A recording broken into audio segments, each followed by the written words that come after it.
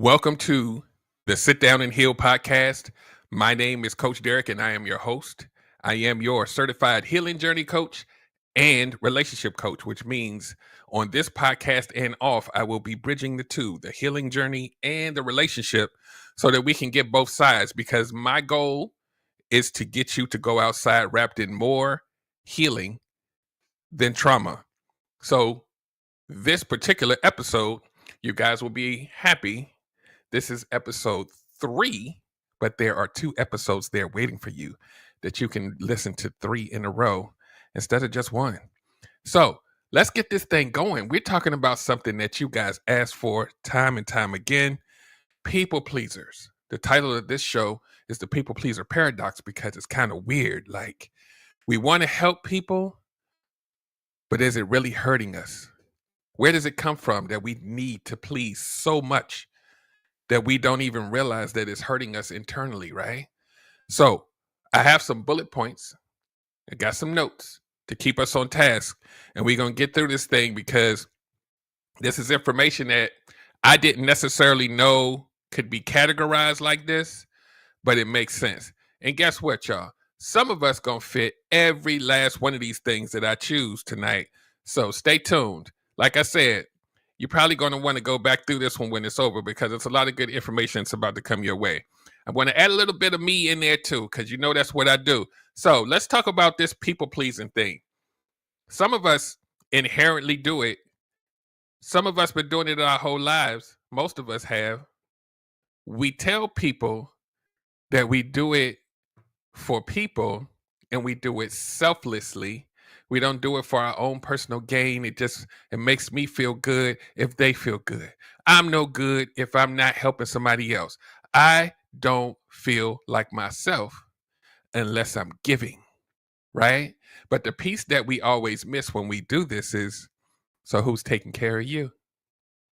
Because a lot of times you aren't even the one taking care of you. And that's a problem. And we will push ourselves to the side for everything else in our lives.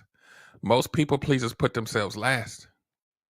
So there's a lot of suffering, there's a lot of torment going on inside of you that you may have normalized over your life.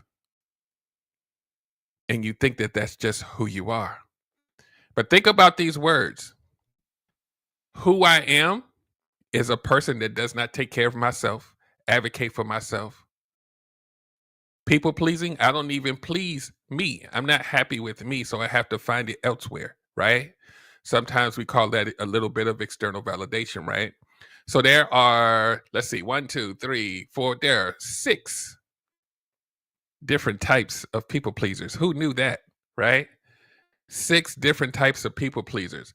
So we're going to go through each one and we're going to talk about it for a little bit, right? So let's just get it. Let's get into it. So the first one I have on my list is called the yes person. And the yes person, I'm going to read a definition for each one of them, and then we're going to put our little sit down and heal flavor on it. So the first one is the yes person. A yes person, and I'm going to read it first, is someone who literally says yes to everything, even if they would rather say no. There is a fear of letting people down. So if someone asks for help or you get invited to a night out that you would rather not go to, the no word feels too uncomfortable to say. Yes, people fear saying no, usually either due to fear of rejection or guilt about how the other person might be feeling, right? So you guys know that I am your favorite healing journey coach. So we have to ask ourselves, like we see yes people, we may be yes people, right? Depending on where we are. But most of the time we don't ask ourselves, where does it come from? Right? And so the tone of this show is about identifying these traits, but we also have to figure out where it comes from, because if we don't, we're going to keep doing it. So think about this. This yes person, right? The yes person is kind of one of those people in your friend group when you ask them, you know, what do you want to do? And they're like, whatever y'all want to do. Some of y'all kids do it too, because they don't want to say the wrong thing. They don't want to feel like their ideas are rejected, so they're going to say yes to everything, right? And if you read up on people pleasing, right, just in short, it'll say something like, you know, kids who end up being adult people pleasers, they normally come from households that inconsistent emotions happen in that house. Inconsistent parenting happens. So they're always trying to search for a way to make the parent happy so they don't feel rejection, so they don't feel attachment, so they don't feel betrayed. So they grow up into an adult that kind of hyper does things to make sure that I internally feel safe because I didn't feel safe when I was young. This is going to be the tone through every single one of these that I go through, right? So a lot of us, we were and probably are yes people, right? But do we want to be? Your answer should be no, right? Because you have your own thoughts and feelings, right? The answer should be no, but it's yes. See what I just did there? They say my jokes don't land, y'all, but sometimes every now and then they hit, right? Y'all supposed to say yes. so so um so we got to think about this. And there's a comment that says to be so when I say parents, I'm talking about when you were a kid, right? When you're a kid, most of us when they don't necessarily mean parents per se, it means caretakers, right? Could be grandma, could be aunts, uncles, cousins. You're just a kid, so you're not out in the world. So when you grow up, you become this in your friend circles, you become this in your relationships, you become this in almost um every part of your life because it's how you know to keep yourself safe from the approval, from you doing things. So we're going to go through all the different traits. And then, like I said, some of us will fit all of these, right? So hopefully that makes sense. Most, well, they call them childhood wounds is because it happens when you're small, when you're 5, 10, maybe in adolescent years. This is where you get your modeling for how you're going to become. Unfortunately, it sticks with some of us, even the things that kind of we do it and it hurts, but we still do it because it's all we know. And that's why you come to Coach Derrick to help you with your healing journey. So we're going to move from the yes person and we're going to go to one of y'all's favorite ones. It's my favorite one too. We're going to talk about the empath and the fixer. Y'all know I talk about this a lot. If you've been following me over the years, I've been doing this for a long time. The empath and the fixer. That's me. That's y'all. Some of y'all too.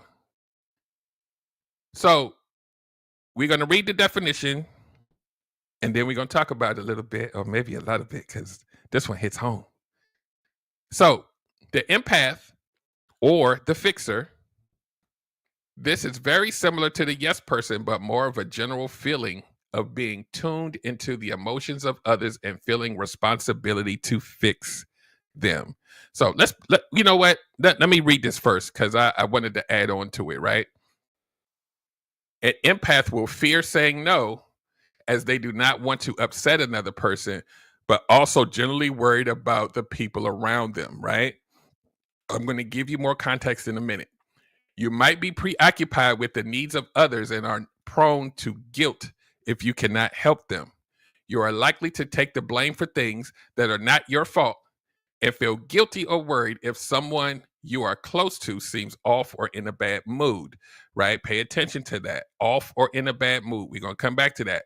Being on hyper alert for the needs of people around you is draining, stressful, and leads to unhelpful decisions. So let's talk about this real quick, right? Let me explain. Let me go ahead and break it as someone I used to know in my life said, break it down like a fraction.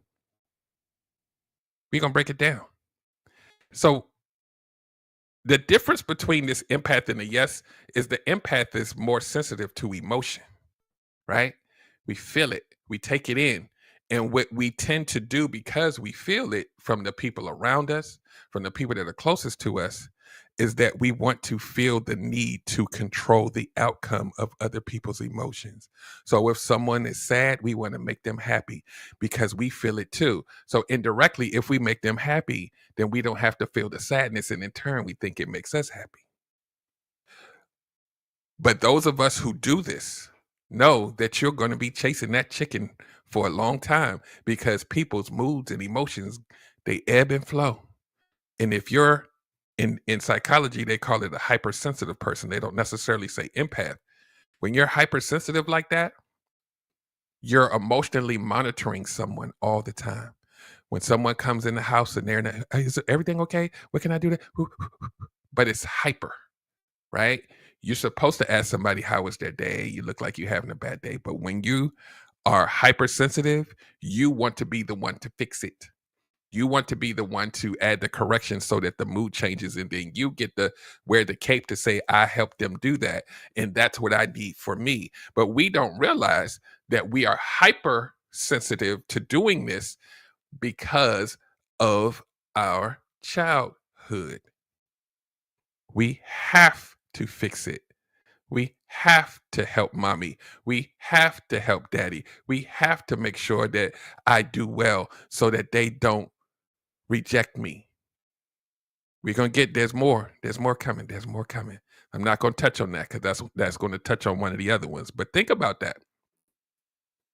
Think about if you were a kid that so here's the distinction, right? There's a couple of different flavors of this, right? I know this one very well, guys.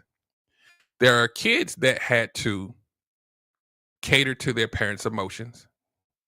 And a lot of times they will bring that into their romantic relationships, friendships, or whatever. But there's another type of kid. There's another type of kid that the emotions from their parents weren't present. So they had to guess.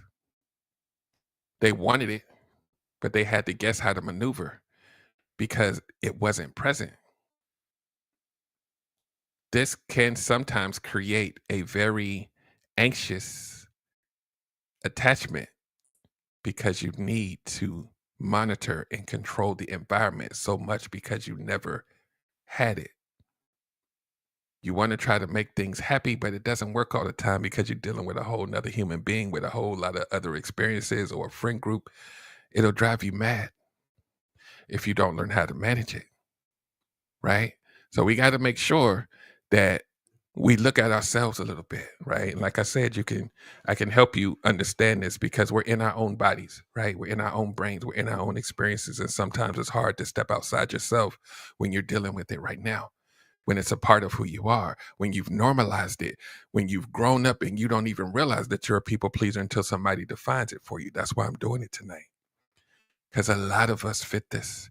A lot of us had emotionally detached parents or caretakers, but they were present, right? They functioned. They did what they were supposed to do. They bought you the toys. They took you to the games. They was there for everything, but the feels wasn't there. So when you get into a relationship, you want to make sure that you monitor the emotions because you inherently still needed it. You just didn't receive it. So now you want to, sometimes we will try to force someone to emote on us because we need it so bad. Y'all know, y'all clingy people. Y'all thought that's just who you are. It comes from a place. Think about it. So we're gonna move on to the next one because we have 4 more. We just getting started, y'all. So think about this. We did the yes person, we did the empath and the fixer, right? Most of us can stop right there. But wait, there's more. And most of us who are people pleasers, we're going to fit multiples of these. Trust me, just wait, it's coming. So think about this next one. Because we either are or we know someone like this.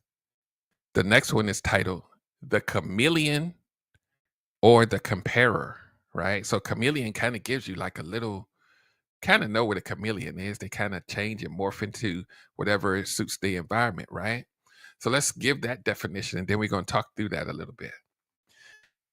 The chameleon is their people pleasing takes a chameleon quality. If you try too hard to fit in with others, you take on a chameleon quality when you try to fit in everywhere, right? So there's elements of the yes person in here too, right? We all do this to some extent, but you feel you need to be the same as others to be liked. Then it's not healthy, right? You want to be the same as everybody just for you to feel liked. Listen to the words I emphasize. Feel liked. These are things that come from kids. You need to do things to feel liked. It stays with us, right? So you may take on the views of others, try to have the same interests, or feel you can't do things that are important to you because of fear of what other people think. Ooh, how many people fear what other people think so much that you'll change who you are just to make sure that you fit? Mm, that stings a little bit for some of us, right? It can be hard to know that you're a chameleon as you may be so used to fitting in with others that you have lost touch with your own needs and want. Remember, I said that you're so used to doing this thing to make you feel safe, to make you feel like, to make you feel accepted that you don't even see anything wrong with it. Because again, like I said earlier, it requires you to step outside yourself and see you in a different light. That's what we do here with the workshops and the shadow work and all of this stuff. It's going to help you pinpoint and become more aware of all of this stuff. Because once you become aware, become more self-aware, then you take control of your life. For some of us, for the first time, because we're pretending we're being chameleons, right? So you are likely to often compare yourself to others or the lives they seem to be leading, right? Social media. And you think you need to be doing the same in order to feel worthwhile. Feel worthwhile, self worth. If it's low, you will have to do this to feel whole. So I hope y'all catching this. Ultimately, this leads to inauthentic living, which increases your risk of depression. Inauthentic living. That means you're not living your life as your true self. You're not living your life as your true self.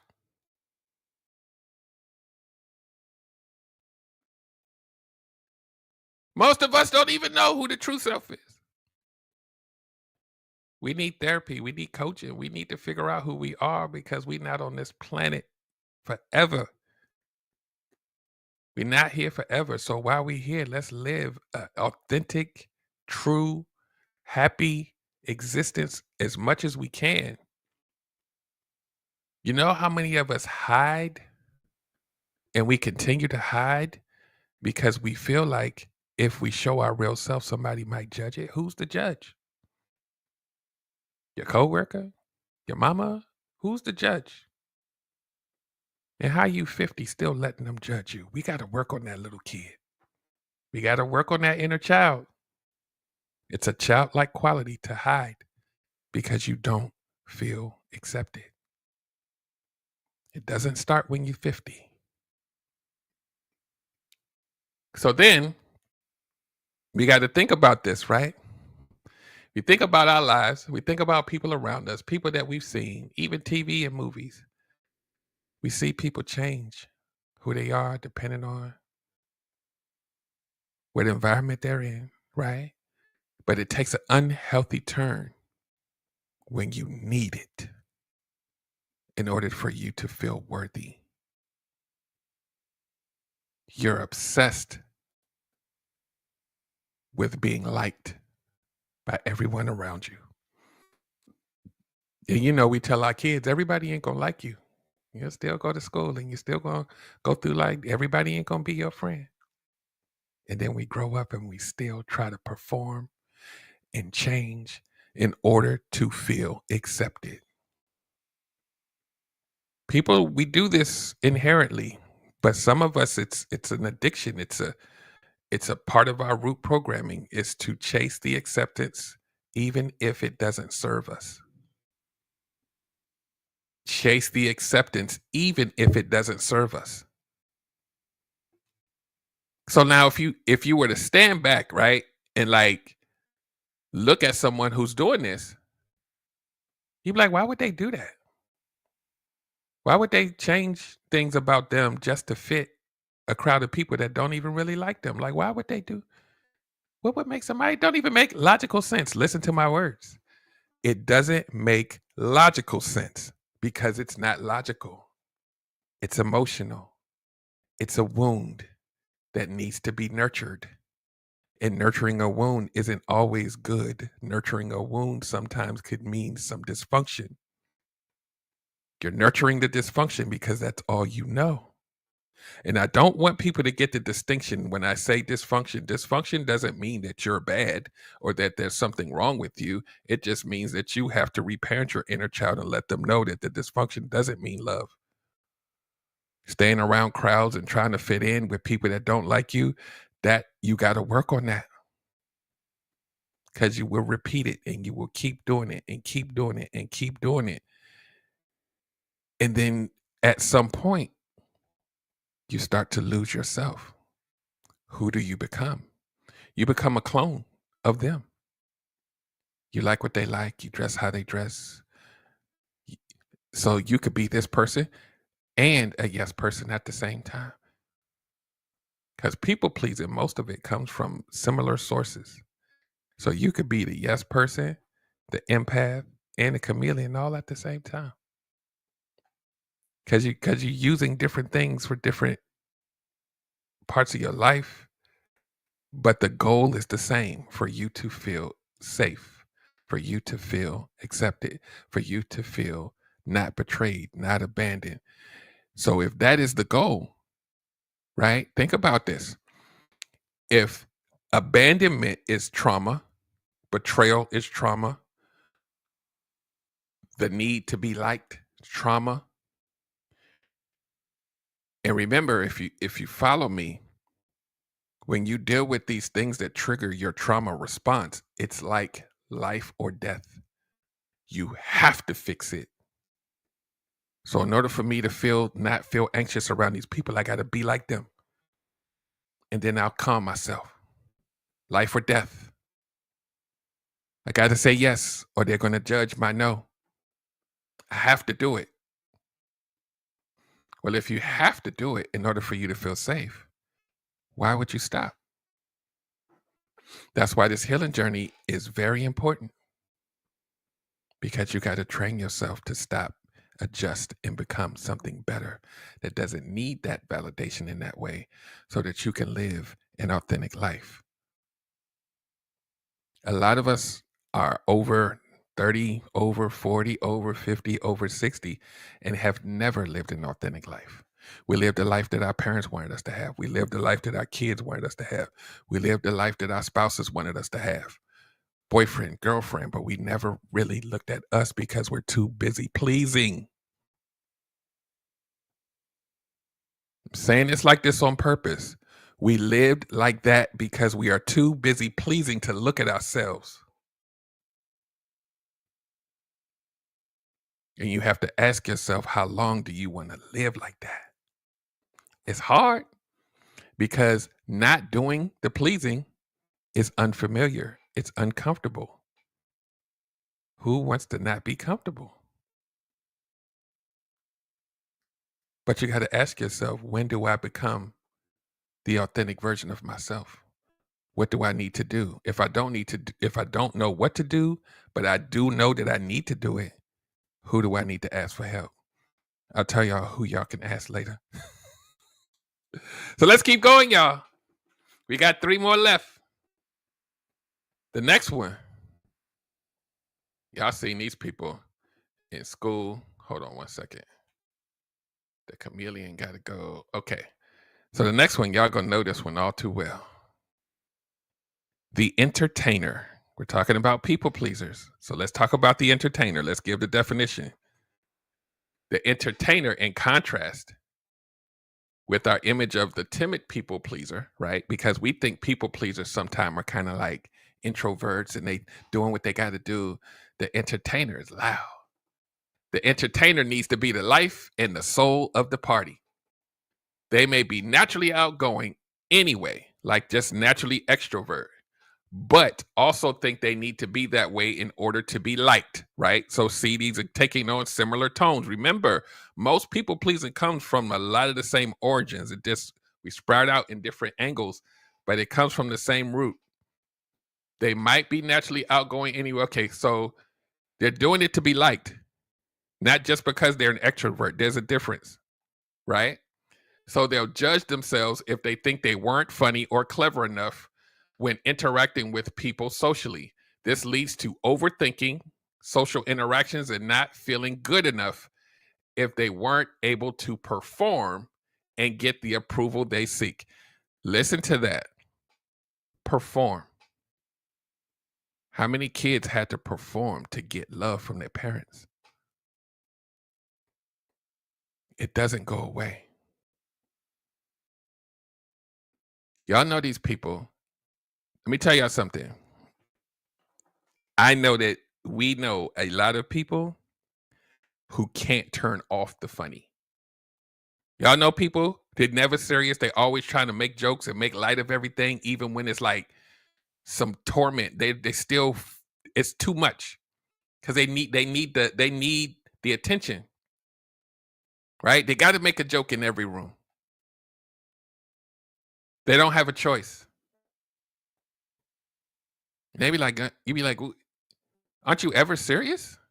And then they make another joke. They can't stop.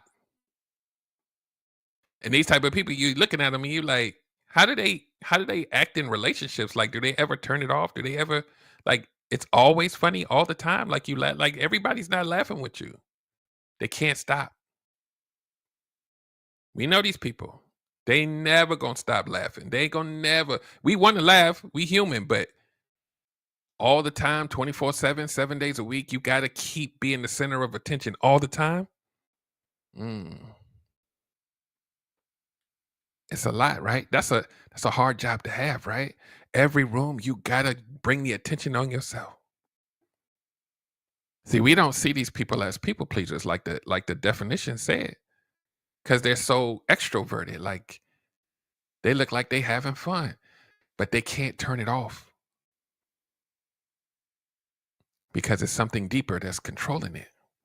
That little boy and that little girl is saying we have to keep doing this for validation. Because if we don't become the life of the party in every room, if we don't laugh all the time, joke all the time about everything, then we got to be quiet. And what happens in quiet? I'm with myself. And that's a scary place for me to be. I need validation all the time. Think about it. Somebody that needs validation all the time. They can't be by themselves. They got to be in every room. They got to always be outside because that's where they get their worth. And that's why one of the biggest things that I teach in my coaching is that we got to detach from dating, detach from all of these things so that we can work on knowing what it feels like to be with yourself and loving it.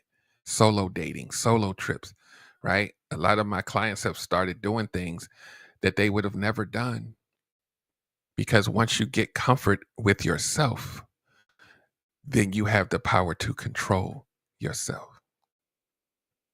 See, the paths that we walk on that end up hurting us, right, is because we lose control of our decision making, of all of these other things. And some of that happens because we don't want to be in our own space. So when we're in other people's spaces, we feel like we need to be there in order for us to feel like a whole person.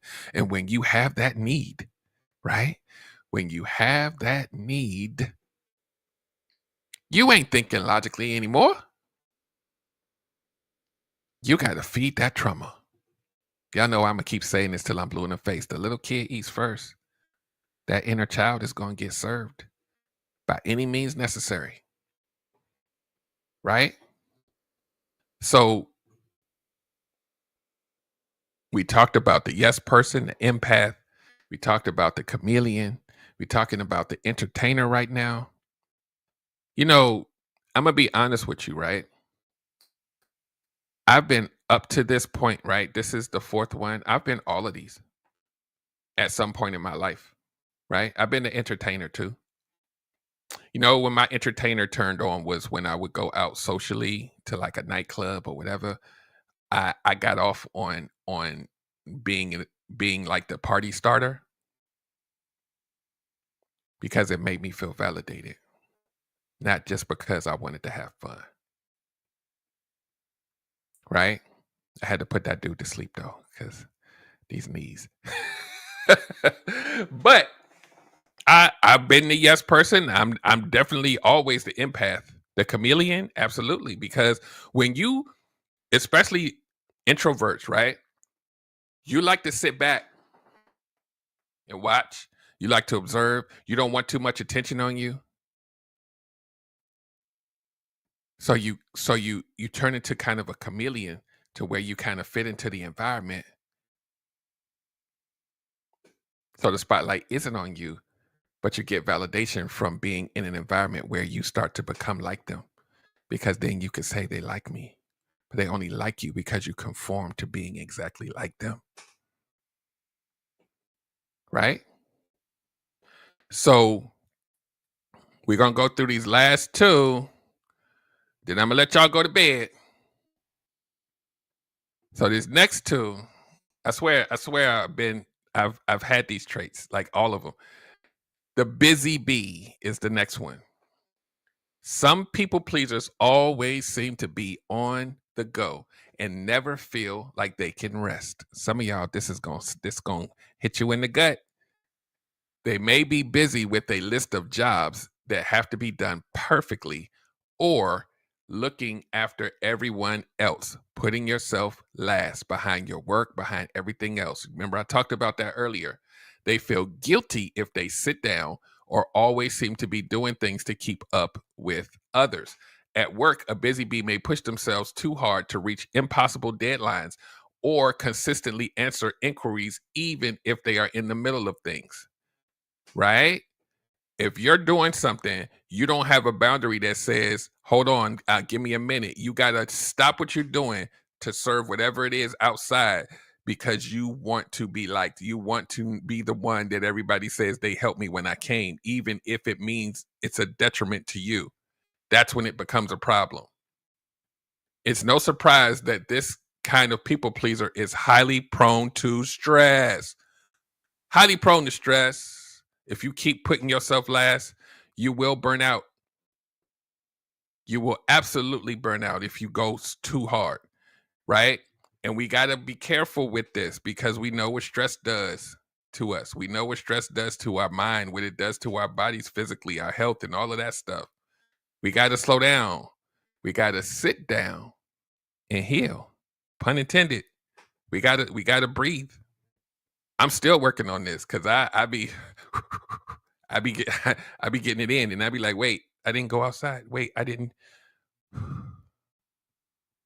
I got to keep being reminded that I got to slow down. But as a person who has gone through his own personal healing journeys, in really understanding myself, I know my need to do that came from me being a kid who needed things to be perfect to get love. Not me, them. They needed me to be perfect. They needed not perfect in a sense like Jesus, but perfect like you get those rewards when you perform and not just because you exist, right? And to a kid, we get those rewards and then we have to keep doing it. We go to college, we got to be perfect. We get into a relationship. What do you need me to do? Okay, cool. I got it. Let me make sure. And they be like, wait, you did it wrong. What? Oh my God, let me fix it. And they be like, slow down. You don't have to fix it right now. And you can't stop. Why? Because there's something in you bubbling up. It's called trauma. You can't stop people pleasing. Can't stop overdoing. Because again, if you stop, You have to sit with yourself. If you put boundaries around the people that are trying to get you to do things while they know you're busy, you got to sit with yourself. That's a hard task for a lot of us, sitting with ourselves, understanding who we are, stopping some of the things that we've been doing our whole lives in order to get better. If I stop, I don't know who I am outside of this. I don't know who I am outside of being a parent. I don't know who I am outside of being a boss of this job. I don't know who I am. So if you don't know who you are, but you're comfortable pretending, being too busy, being a chameleon, all of these things, you're not going to detach from it without sitting down and pausing. You got to hit the pause button in order for you to see the world. Some of our schedules are so crazy that we can't even breathe. So if you don't stop, what do you think happens with that much stuff on you over time? It may not hit you now, but it's coming. I'm a true testament of stress. Like, I thought I could handle everything until that stress knocked on my door. I got a little older and I wasn't able to handle it as much, but I was still going. And your body says, wait, we ain't doing all this. Let me shut you down. We got to be careful. I want y'all to be here until they find that pill that you can take and it'll make you live forever, right? I don't want to live forever though. That's what if we that's I'm good with about 150 years though. I got things to do. So yeah, think about this busy bee person. You gotta slow down. Because sometimes it's not pleasing like your partner, it's not your mom, it's your job, right? Your boss and your coworkers. Doing too much, but not enough for us. So we got to sit with that. We got to breathe. We got to breathe. Y'all think I call my brand sit down and heal for nothing? We got to sit down before we check out of here. Happens to a lot of people. So we're going to get through this last one. And then we're going to get out of here. And then we'll talk about where you can find this. So now the last one. And I swear this is me too. The perfectionist or the overachiever, right? Ugh. Y'all know me. No, this one is me. If you push yourself at work, beat yourself up for making a mistake, or feel like you need to excel at everything, then this is me. It says you, but it's me. Having pride in your work is a good thing, but perfectionists are hate. They hate failure due to a fear of rejection or a sense of shame. It can be good to work hard, but if fear of failure drives it, then you'll be more prone to stress and can be plummeted into self-criticism when things go wrong. Ladies and gentlemen, this is me. I'm working on it though. I'm working on it. I swear I am, but it's hard. But again, it comes from childhood. All of this does. We just don't see it that way because we don't know how to make the assessment. And that's what I try to help you do. Because if you can make the assessment, if you can do the work to understand yourself, to heal from the things, to reparent the inner child, to do all of those things, then the trajectory of your life goes in a positive direction. It goes into a more authentic, remember we talked about authentic direction? Once you uncover yourself, you can't unsee it. You may make some mistakes along the way, but now you kind of know where these things come from. And so the key to healing, the key to getting coaching is not just to identify, right? Because I think a lot of people have an issue where they don't grow, but they can tell you what's wrong. They tell you exactly what's wrong better than a therapist can. But there's no growth because they don't know how to do the work. And not knowing how to do the work is because there was no one that ever taught us. So there are those of us who've gotten educated, we've compiled our life experiences, we know not just the words, but how to fix it. We coach, therapists, whatever. And we put you through something that's more structured so that you don't lean into your own understanding, because that own understanding sometimes betrays you. It probably has your whole life. It's time to move different. But in order to move different, you need new information and you need new tools. So this healing journey coach thing I take very seriously, guys. I want you guys to win. We're not getting any younger. Most of the people that I attract to my platforms are over 30. We got to get this thing right. We have to be the light in our lives for us. Because once you take care of you, everybody else is gone. Everything else is gone. Follow suit. You know, we think that if we take care of everybody else, we'll eventually get to ourselves. How's that working out for you? It never happens, because everybody's always going to want something. And then you know what a people pleaser does? Even if nobody, this is the wacky part of being a people pleaser, right? Even if nobody's asking you to do something, we will find a way to make something happen so that we have to do something for them. Isn't that weird? We will create a scenario where we have to go save or have to go fix. Or we will look at someone else's lives and be like, wait, you forgot this. Let me help you with that. You're going to find something to fix when you should be sitting down. We will impose, it's weird, right? Like, we will impose our will on someone who didn't ask for it. I hope y'all catching what I'm saying. We will impose our empathetic, helpful self on people who didn't ask for it and aren't even willing to do what you say to get the help. You keep pushing it for yourself, not them. It's for you to feel validated and happy. They didn't ask you for that. Well, if you just do it this way, and if you just, you're a plumber, so maybe if you do this, then I can help you get a truck. And they be like, I didn't want a truck. I'm happy like this. Calm down. You can't stop yourself. So you're gonna have to look at yourself in order to work on it.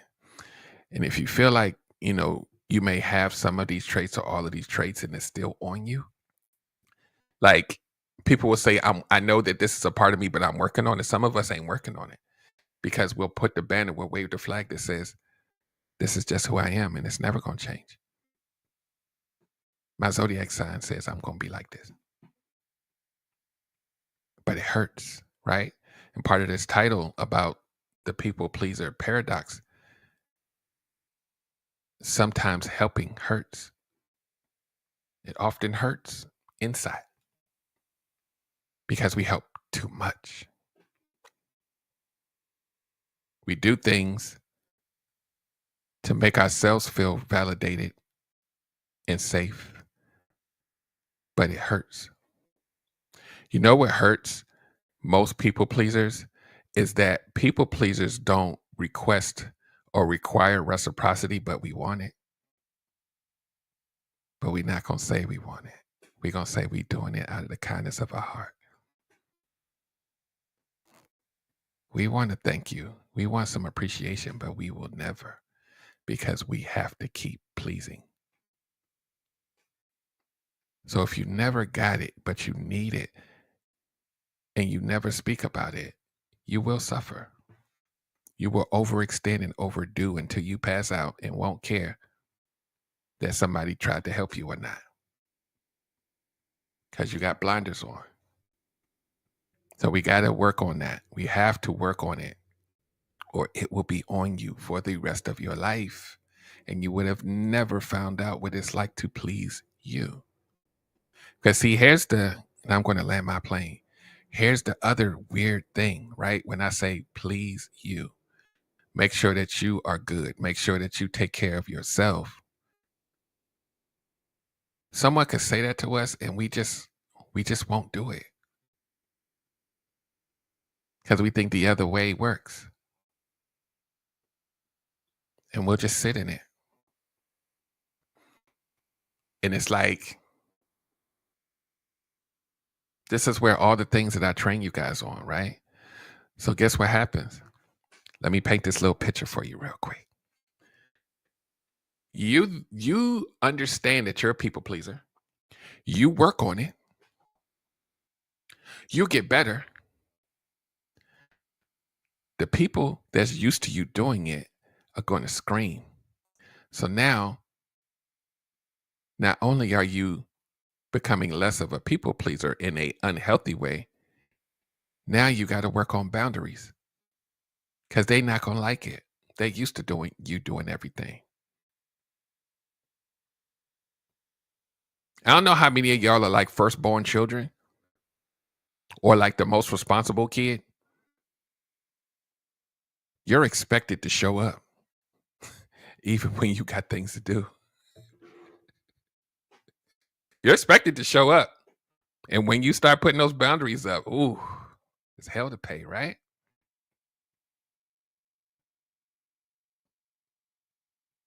The boundaries will only work if you do the work.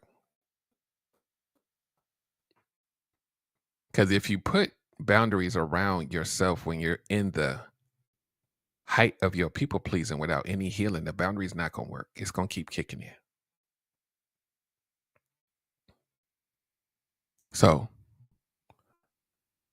what I offer you here as your healing journey coach is the opportunity to know how to heal, the opportunity to work on yourself, but not by yourself.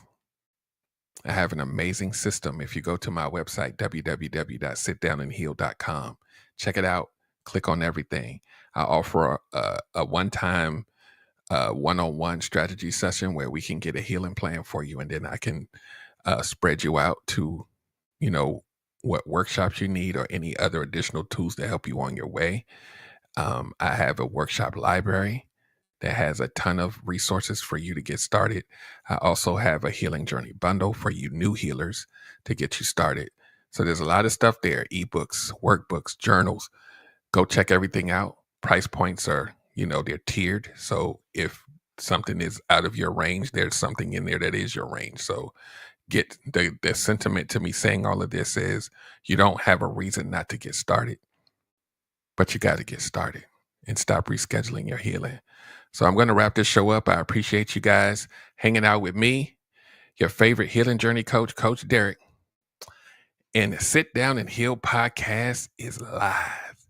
So I'm going to see you guys every single Tuesday at 7:30 p.m. Eastern on YouTube and Facebook. So find me. The links are on the website. So I will see you guys next week. And I hope that you will listen to me, not just on YouTube and Facebook, but we also on Spotify, Apple Podcasts, and all platforms that do the audio podcast as well. So keep following me, keep learning with me, keep healing with me. And if you come back enough times, hopefully you'll be inspired to sit down and heal. I'll see you guys next week. Have an amazing day.